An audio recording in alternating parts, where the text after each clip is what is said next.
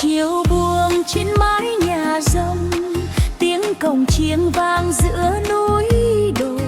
Em đi bên dòng suối nhỏ, tóc dài bay theo gió đại ngàn. Đôi chân mềm như điệu múa, mắt em sáng như ánh trăng ngàn.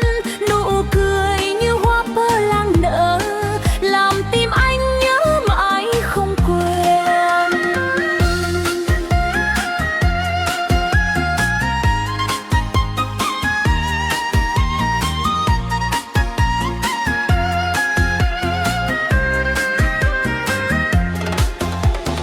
Ơi con gái duyên dải dịu dàng như mây bay giữa trời Pleiku.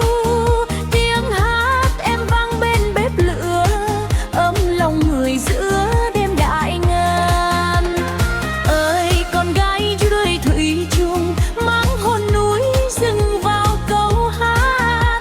Dẫu đi xa bao miền đất lạ, anh vẫn nhớ ánh mắt em cười.